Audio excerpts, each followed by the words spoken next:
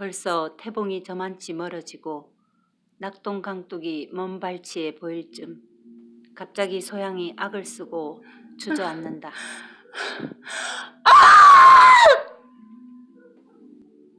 앞서가던 무당이 화들짝 놀라서 쪼그려 앉은 채 양손으로 눈을 감싼 소양에게 달려든다. 와! 와카노! 니 와이라노? 어디 아프나?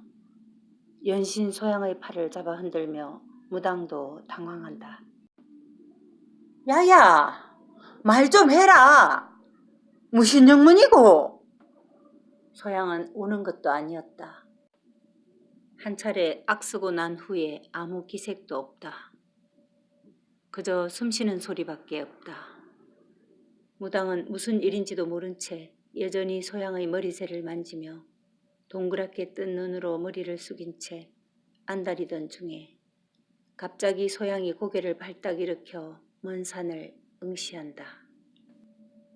아침에 점심까지 굶고 물 한 모금도 제대로 못 먹었으니 눈이 퀭한 것은 당연하지만 아무 말 없이 낙동강 너머 먼 산을 바라보는 소양의 눈빛은 마치 호안을 연상할 정도다. 갑자기 악에 바친 소양 때문에 놀란 무당이 이번에는 결연한 눈으로 뭘 노려보는 소양을 보며 덩달아 아무 말도 없이 옆에 털썩 주저앉는다. 이것이 실성했나? 신병이 왔나? 빙의가 도래했나? 지전이 눈앞에 쌓일 판에 인연이 무슨 난리인고? 무당이 입을 헤 하고 벌린 채 정신없이 소양을 보는데 갑자기 소양이 벌떡 일어서서 치마 끝을 털어 감싸 안고 보살님 가입시다 한마디 남기고 이번에는 꼿꼿이 앞을 보며 걷는다. 여전히 땅에 앉아있는 무당은 소양이 열댓발을 뗀 후에도 그냥 그대로 있다. 전현이 무슨 영문으로 악쓰고 지랄을 부린노? 보아하니 지정신은 분명하고 아픈 데도 없는 게 분명한데 말도 없이 제 하고 싶은 대로 하는 게 도무지 알 수가 없겠다. 캐도 물건은 그대로이니 그저 내 손에 구전 들어올 때까정만 전현을 건사해야지 별 수가 없다. 무당이 이번에는 소양의 뒤를 따라 걷는다. 여전히 소양의 악이 궁금하지만 뱃속의 난리가 더 아우성이라 무당은 소양을 부른다. 소양아, 안 되겠다. 저 가서 뭐 좀 묻고 가자. 그 소리를 들은 소양도 비로소 현기증이 아찔하게 나면서 쪼르륵 소리가 배에서 들린다. 강변에서 제법 떨어진 작은 마을의 주막에 앉은 두 여자는 변변찮은 국과 밥그릇을 싹싹 비웠다. 몸의 향취가 그윽한 쑥 된장국은 배가 불러도 입맛이 당길 텐데 해가 중천에 걸린 때 첫 끼니를 다신 무당은 입가를 손바닥으로 슬슬 닦으면서 찬사를 아끼지 않는다. 봄쑥에 도다리국만 최고인 줄 알았디만 그게 아니네. 이 동네는 산천이라 된장을 넣어도 그 맛이 우리 남도 도다리쑥국 저리 가라 합니다. 옆에서 나무를 다듬던 주인 여자도 웃는 얼굴로 돌아보며 답한다. 그래요. 맞아요. 뭐니 해도 요새는 봄나물이 최고라요. 소양도 허기를 때우니 피로가 확 덮쳐오는 걸 느끼지만 천리길 밖에서 기다릴 엄마 생각에 마음이 아득하다. 가면 가고 오면 오는 게 습관처럼 이니배기 무당은 치마를 훌쩍 걷어올려 아예 허연 생살까지 내놓은 다리 한쪽을 평상에 올리고 주인 여자와 주거니 받거니 얘기를 나누는데 소양은 빨리 가고는 싶지만 또 빨리 가고 싶지 않은 마음에 그냥 그들의 말에는 귀도 기울이지 않고 산등승에 얼마 남지 않은 해만 한참을 쳐다본다. 보살님, 우리 퍼뜩 가야 안 됩니까? 아 그래. 아이고 내 정신 좀 보게. 소양아 가재이. 오늘 김천서 잘지 부산서 잘지 모르겠다마는 우야든지 가보자 퍼뜩. 20여리를 걸은 후 상주서 버스를 타고 김천에 도착했지만 이미 당일로 삼천포에 도착할 방법도 시간도 없는 두 여자는 허름한 역전에서 하루를 묵고 이튿날 아침 일찍 부산행 열차를 탔고 다시 진주를 거쳐 삼천포로 돌아왔을 때는 또 꼬박 하루가 걸렸다. 소양아, 내는 여과하게 묵고 있을 끼다. 간다 해도 남해나 창선도일 끼고 니는 그저 마음 단대히 묵고 너그 어머니하고 얘기하거래. 네, 기다리꾸마. 짧지만 너를 기다린다는 말이다. 어찌하라는 충고도 없다.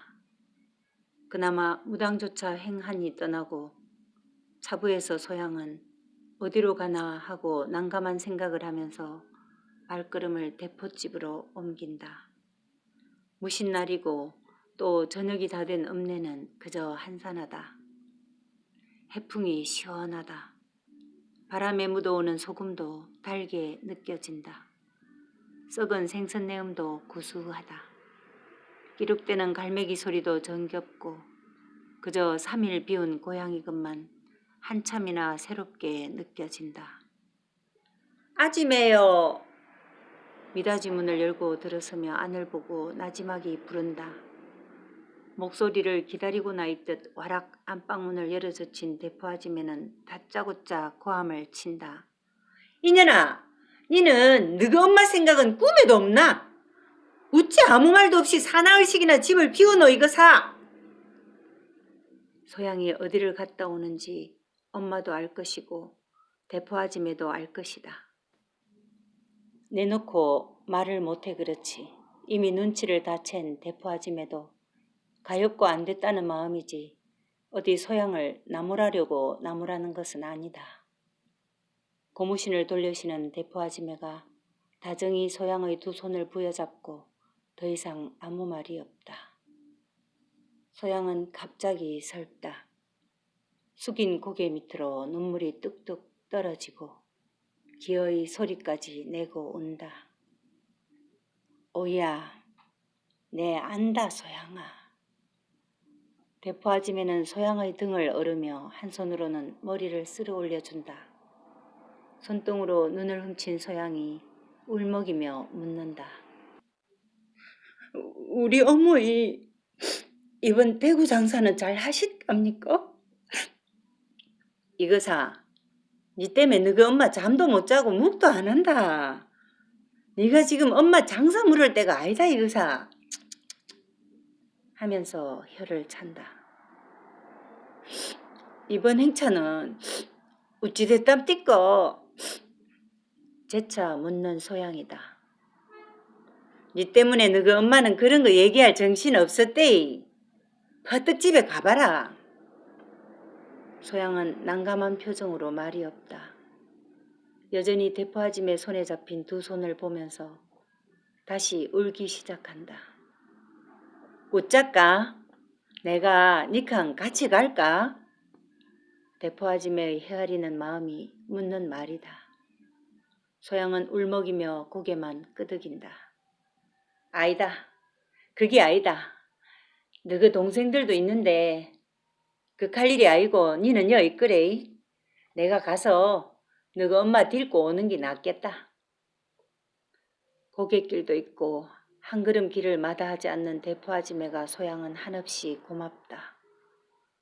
다시 눈물이 도는 소양을 대포아지매는 나무 의자에 앉히고 치마끈을 묶으면서 나선다. 니 저녁 안 먹었제? 내가 오민 같이 묵자. 대포아지매가 떠난 전방 안은 친숙하게 느껴진다. 물동이며 성냥갑이며 대접의 주전자까지 여기저기 널려있는 작물들이 먼 길을 다녀온 자신을 반기듯 정답기까지 하다.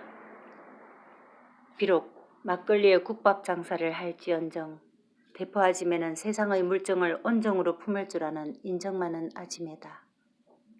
지난 몇 달간 그나마 대포아지매가 아니었으면 기댈 곳 하나 없는 소양내로서는 살림 형편을 떠나 어디 마음 한 곳 붙일 수 없었을 것이고 지사 앞에서 엄마가 쓰러져 있을 때도 대포 아지매가 그 넓은 품으로 자기 모녀를 품었던 것이다.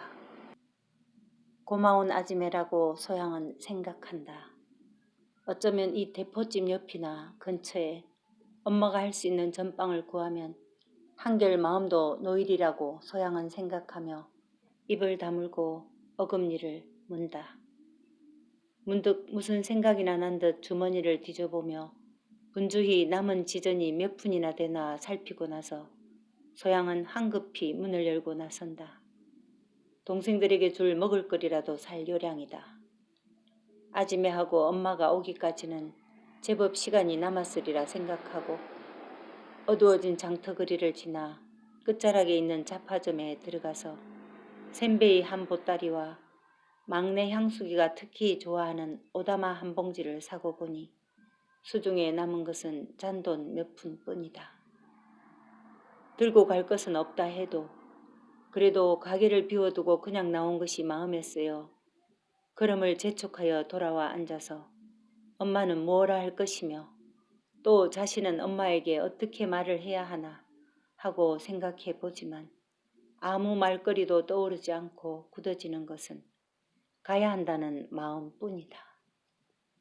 남포불도 켜지 않은 전방 안은 이제 완연한 적막한 어둠뿐이고 아직 잠들지 않은 몇 마리 갈매기 소리가 끼럭거릴 뿐인데 먼 발치에서 사람 소리가 들리고 이어 열리는 문으로 대포 아지매가 앞서고 뒤에 엄마도 들어온다.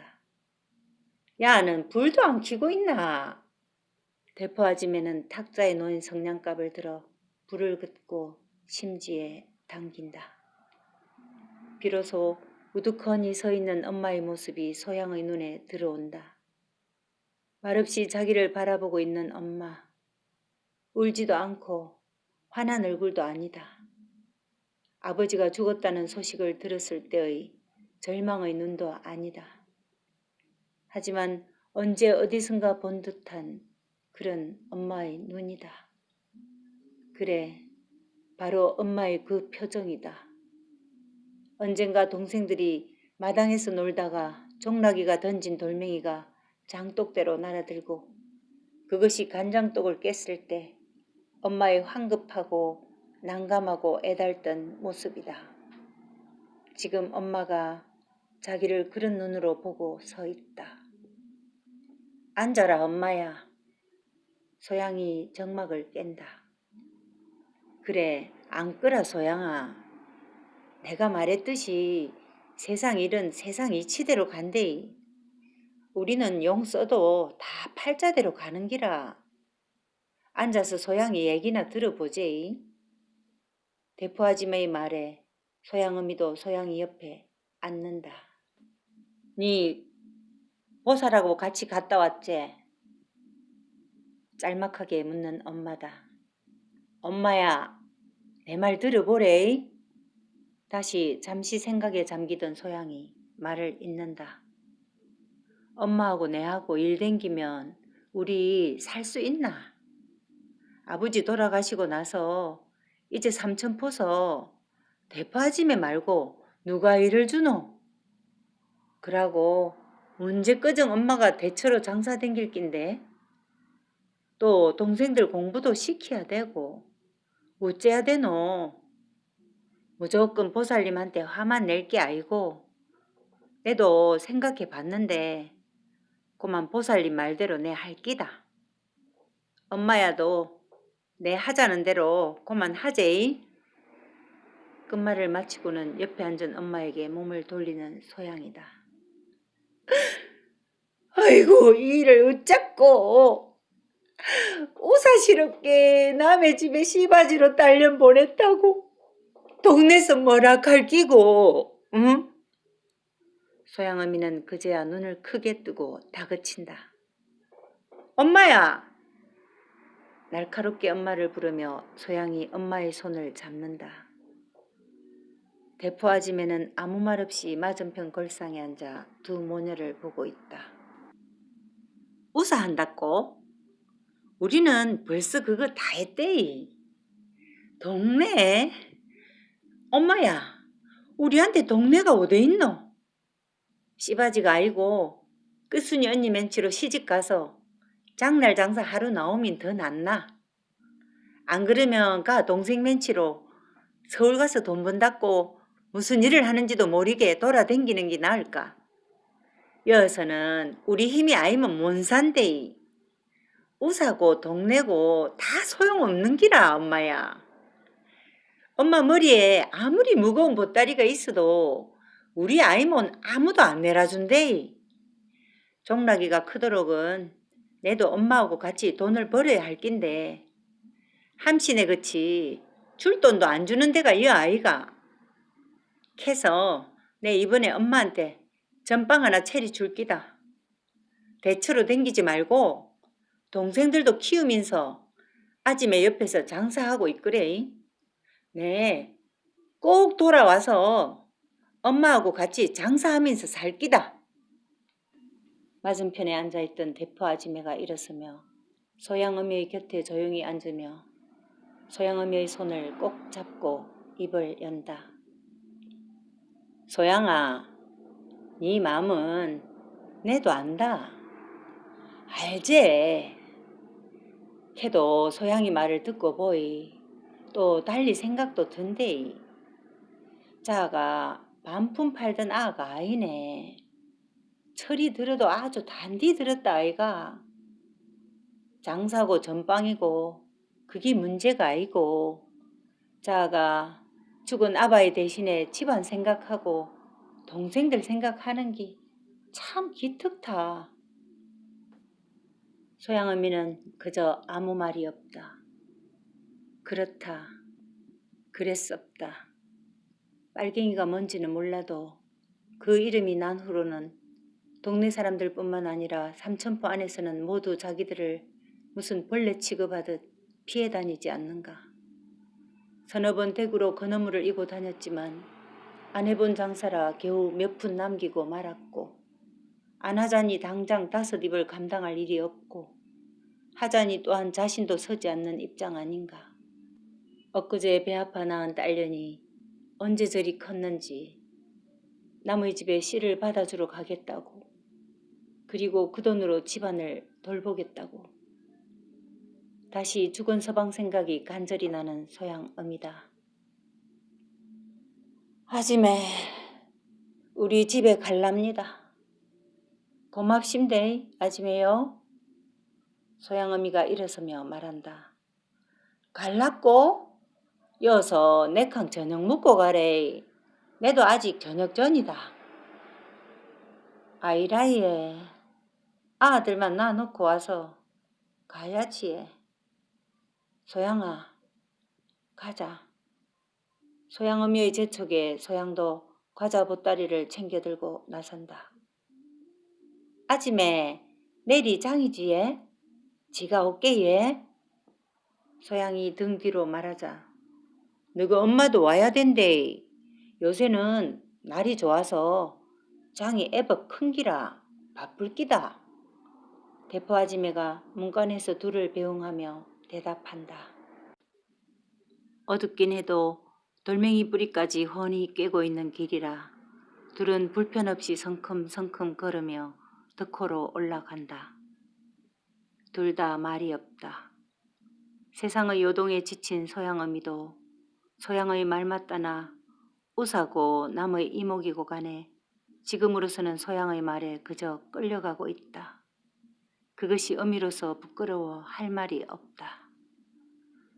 엄마, 네 올해 안 입고 올 끼다. 1년 아니면 2년일 끼다. 동생들한테는 아무 말 하지 말그래. 내가 숙향이한테도 식모 살러 간다고만 할란다. 여전히 소양어미는 말이 없다. 밤길에 발자국 소리만 서벅거리고 거북바위 아래로 철썩거리는 바닷물 소리만 요란하다. 꽤 넓은 들판에 못자리를 만들랴 소를 물고 밭갈이나 농가리를 하고 안악들은 봄나물 거두고 남정네들 먹을 밥 나르기가 바쁜 봄이다. 멀리 아지랑이가 가물거리고 곰배가 휘둘려지는 논자락 끝에는 하얀 흙먼지가 풀썩거린다. 이곳 이안 함창 태봉 지역은 충청도 속리산 골짜기에서 흘러내리는 물과 멀리 문경과 세제에서 내려오는 물 때문에 넓은 들은 물 걱정 없이 농사를 후하게 짓는 곳이다. 볕이 강한 오후나절에는 뻐꾸기 소리가 유난히 가까이 들린다. 동네가 위치한 곳이 바로 야산을 뒤로하고 있기에 꿩도 푸드득거리고 가끔은 노루도 동네에 내려오기도 한다.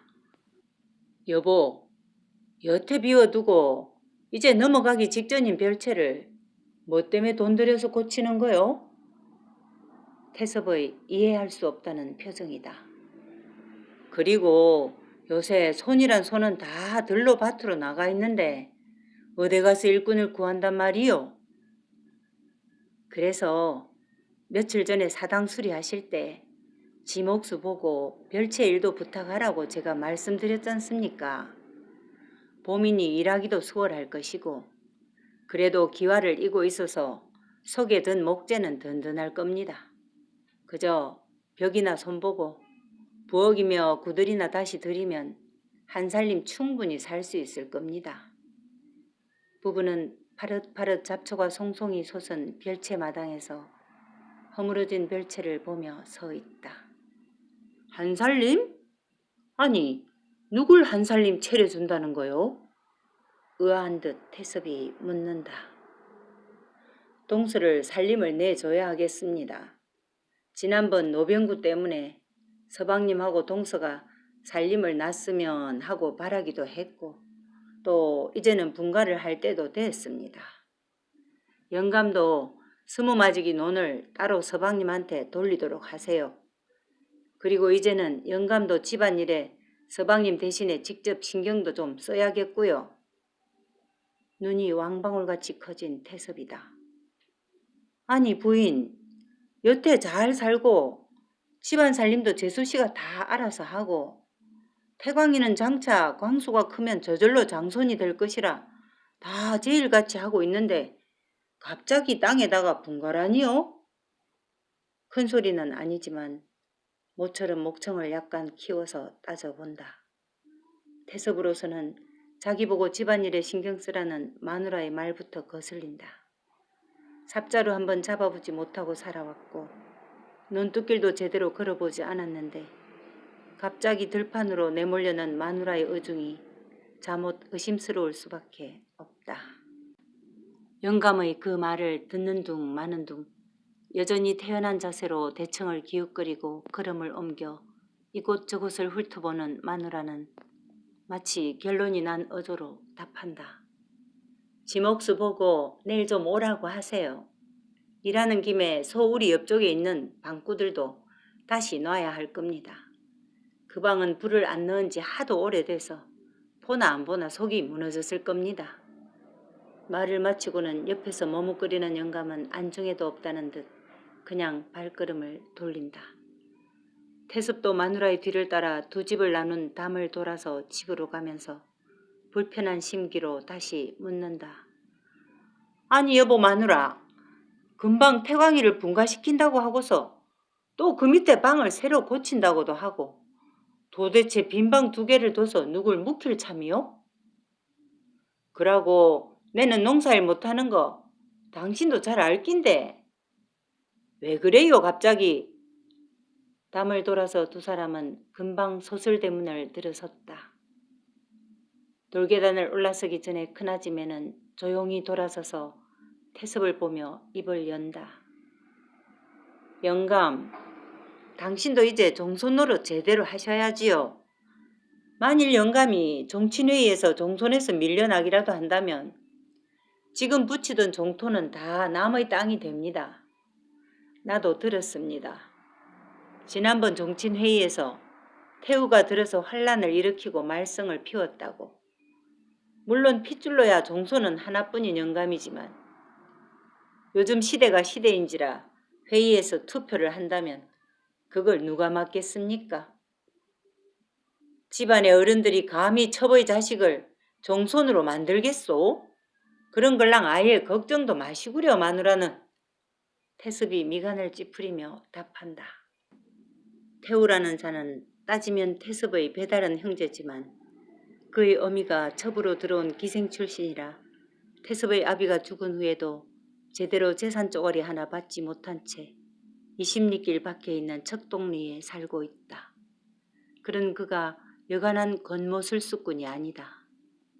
함령김씨 종친 중에 갓쓰고 헛기침 깨나 한다는 늙은이들을 모두 찾아가며 지극정성으로 대접하고 태섭의 나른한 종친 운영에 불만을 만들어서 선동하기를 수년째다. 해방 전이라면 감히 꿈도 못 꿀 일이지만 자윤회, 회의내, 투표내 하는 신식바람이 부는 것을 10분 활용하는 태우는 지난번 회의에서 비록 지기는 했지만 일단은 있을 수 없는 일을 만드는 것까지는 성공했던 것이다. 그 일이 밖으로 새어나가고 종손으로서 태섭은 심한 모멸감도 느꼈지만 자신뿐만 아니라 어느 누구도 그 일을 입에 담은 적이 없는데 오늘 다른 사람도 아닌 마누라한테 그 소리를 들은 것이다. 화가 치밀어 오르는 태섭이다. 자존심이 상할 대로 상해가는 태섭이다. 안방으로 치맛꼬리가 흘러 들어가 버린 후 태섭은 한참이나 대돌 밑에서 씩씩거리고 서 있는데 아래채 문이 열리고 태광이 삐꾸미 고개를 내뻗어 나직이 부른다. 행님, 좀 들어오시지요. 그럭저럭 허벅지 상처는 다 아물어 가지만 여전히 등구들 지고 누워있는 태광이다. 방구석에 박혀있자니 젊은 몸이 여간 쑤시는 것도 아니지만 이참에 분가하고 땅맞이기라도 얻어내보자는 마누라의 용심을 못 이기는 척 덩달아 맞추고 있는 중이다. 어디를 갔는지 마누라도 없고 마땅히 할 일도 없는 오후나절인데 조용하던 집안의 문종이 한 장 사이로 두렁거리는 소리를 듣고 길을 세워 숨소리를 죽여가며 태섭 내외의 얘기를 들은 태광은 형수가 방으로 들어가자마자 혼자 있는 형님을 부른 것이다. 얼굴이 상기된 채 여간해서 발걸음하지 않는 아래채 방 안으로 태섭이 들어와 앉는다. 니는 좀 어떠노? 여태 기동도 못하나? 한 집에 산다고는 하나 두 형제의 관심은 늘 따로따로인지라 누가 뭘 하는지 어떻게 하는지 영 모르고 지내는 것이다. 아입니다. 이젠 벤소도 가고 걸을 수도 있습니다.